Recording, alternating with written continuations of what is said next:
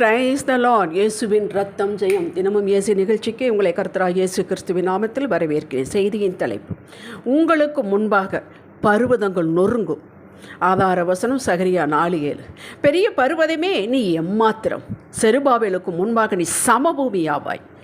சர்வ வல்லவரின் மக்களே, யார் இந்த பெரிய பர்வதங்கள்? யார் இந்த செருபாபேல்? பெருமையோடு எங்களை யாரும் ஒன்று செய்ய முடியாது. எங்களை தட்டி கேட்பவன் யார்? எங்களை எதிர்க்க ஒருவனாலும் நிற்க முடியாது. எதிர்த்து நின்றால் அவர்களை காணாமற் பண்ணிவிடுவோம் என்று மேட்டுமையோடு பேசுபவர்களும் செயல்படுபவர்களும் தேவனுக்கு எதிர்த்து நிற்பவர்களுமே இந்த பெரிய பர்வதங்கள். பரலோகத்தில் இருப்பவர் இவர்களை பார்த்து நகைக்கிறார். சங்கீதம் 2:4. லூக்கா 12வது அதிகாரத்தில் இயேசு ஒரு உவமையை சொன்னார். ஐஸ்வர்யம் உள்ளவன் நிலம் நன்றாய் விளைந்தது. தானியத்தை சேர்த்து வைக்க களஞ்சியத்தை இடித்து பெரிதாய் கட்டி சேர்த்து வைத்து ஆத்துமாவே அவனுக்குள்ளே பேசிக்கொள்கிறான், உனக்காக அநேக வருஷங்களுக்கு பொருட்கள் சேர்த்து வைக்கப்பட்டிருக்கிறது. நீ இளைப்பாரி புசித்து குடித்து பூரிப்பாயிரு என்று என் ஆத்துமாவோட சொல்லுவேன் என்று தனக்குள்ளே சிந்தித்து கொண்டான். தேவனோ அவனை நோக்கி இந்த பெரிய பர்வதத்தை பார்த்து, மதிகேடனே, உன் ஆத்துமா உன்னிடத்திலிருந்து இந்த ராத்திரியில் எடுத்துக்கொள்ளப்படும். அப்பொழுது நீ சேகரித்து வைத்தவள் யாருடையதாகும் என்றார். ஃபினிஷ்ட். பெரிய பர்வதம் இருந்த இடம் வெறுமை. பொருள் ஆசையே பொருளையே தன் ஜீவனாக கொண்டு அதையே நம்பி பெலத்து வாழ்கிறவர்கள் பெரிய பர்வதம். மற்றவர்களை பற்றி அவர்களுக்கு அவளையே இல்லை. தாங்கள் சேர்க்க வேண்டும், எனக்கு எனக்கு எனக்கு என்று சேர்ப்பவர்கள். அந்த சேர்ப்பதற்கு எது வந்தாலும் செய்வார்கள். அவர்கள் குறுக்கு வழியை நாடுவார்கள், துன்மார்க்கத்தில் போவார்கள். அதை பற்றி அவர்களுக்கு கவலை இல்லை.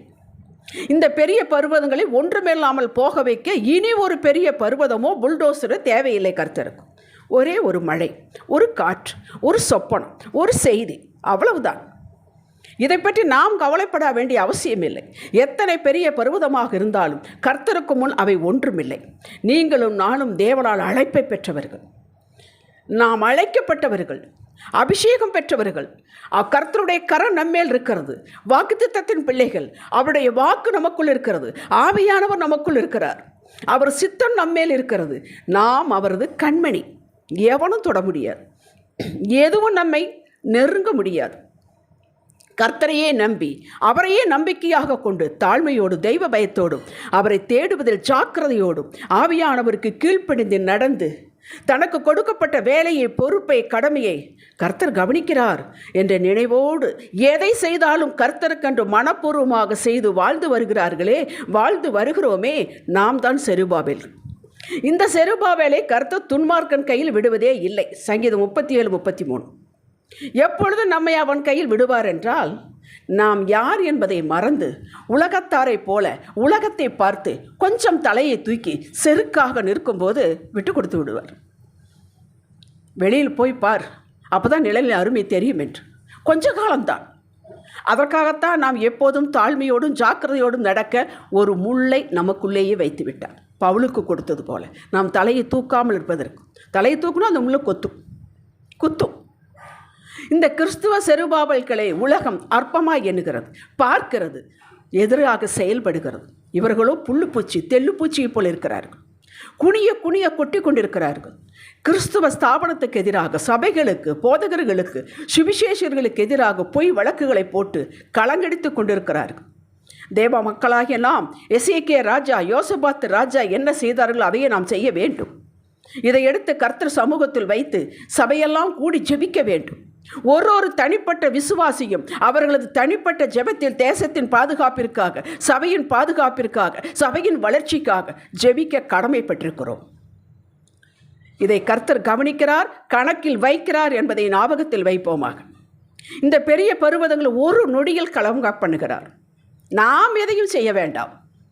அப்படி செய்யுங்கப்பா, இப்படி பண்ணுங்கப்பா என்று வேண்டவும் வேண்டாம். அவருக்கு ஆலோசனை கொடுக்கும் தேவையில்லை.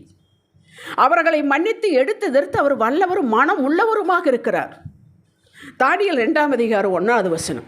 நேபுகாத் நேச்சார் ஒரு சொப்பனம் காண்கிறார். சொப்பனத்தையும் சொல்ல வேண்டிய, அதுக்கு அர்த்தத்தையும் சொல்ல வேண்டிய, இதெல்லாம் உங்களுக்கு தெரியும். சொப்பனம் சொல்லாவது அர்த்தம் சொல்லலாம், சொப்பனத்தையும் சொல்லி அர்த்தத்தையும் சொல்லுங்கிறான். அப்புறம் தானியேல் ஆண்டவரோட மன்றாடி அவன் வெளிப்பாடு பெற்று சொல்கிறான். அந்த சொப்பனத்துக்குள்ளே நான் போகவில்லை, ஆனால் மேலாக சொல்கிறேன். பெரிய சிலை, கையால் பெயர்க்கப்படாத ஒரு கல் பெயர்ந்து உருண்டு எங்கிறது தெரியாது. ஒரு பெரிய கல், பாதங்களில் மோதி அவையில நொறுக்கி போட்டது, அந்த சிலையை நொறுக்கி போட்டது. கேட்டீர்களா? தானியேல் 5ஆம் அதிகாரம் 6வது வசனம்.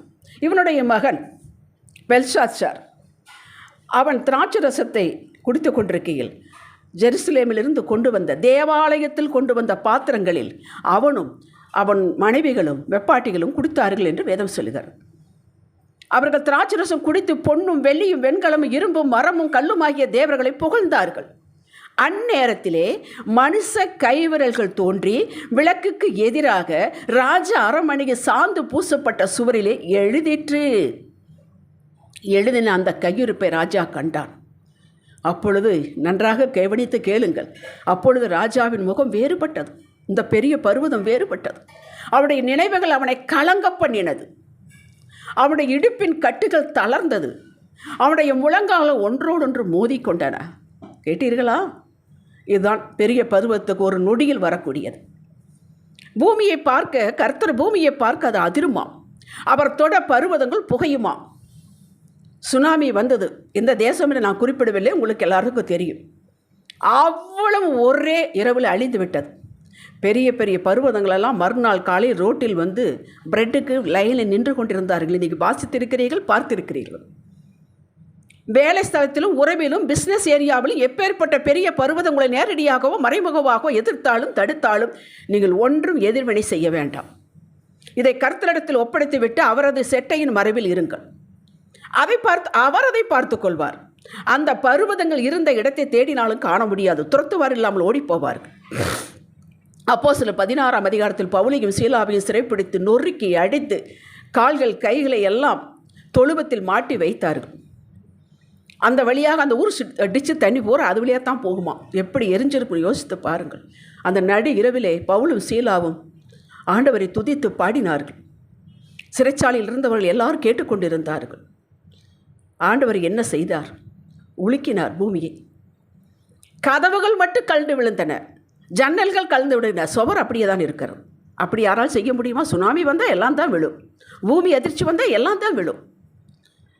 கதவுகள் மட்டும் விழுந்தன. அந்த பெரிய பருவதங்கள் ஓடி வந்து தன் உயிரை மாற்றி வைக்க பார்த்தான். பவுல் தடுத்தான். அந்த ராத்திரியிலேயே அந்த பெரிய பருவதம் ரட்சிக்கப்பட்டது. படித்து பாருங்கள். அப்போஸ்தலர் 12ஆம் அதிகாரத்தில் பேதுருவை 4 சேவர்களாக 4 நிலையிலே அவனுடைய கையும் சேவர் கையும் ஒன்றாக சங்கிலியில் கட்டி இடைத்து அந்த ஏரோது போட்டு விட்டான். அந்த பெரிய பருவதம் போட்டு மறுநாள் காலையில் அவனை சிரச்சேதம் பண்ண வேண்டும் என்று அவன் உறங்கி கொண்டிருக்கிறான். சிரச்சேதம் பண்ண வேண்டும் என்ற ஏரோது அந்த பெரிய பருவதம் உறங்கி கொண்டிருக்கிறான். சிரச்சேதம் பண்ணப்பட வேண்டிய பேதுருவும் உறங்கி கொண்டிருக்கிறான். ஒரு இரவில், அதே இரவிலே ஒரு தேவதூதன் போனான். கட்டுகளெல்லாம் கலண்டு விட்டது. அவர்கள் அப்படியே நிற்கிறார்கள். பேதுருவை அழைத்து கொண்டு வெளியே வந்தார். கதவுகளெல்லாம் தானாக திறந்தது. வெளியே வந்து விட்டான். பேதுரு போய்விட்டான். அந்த பெரிய பருவதம் மறுநாள் ஊரை விட்டு ஓடி போய்விட்டது. வாசித்து பாருங்கள்.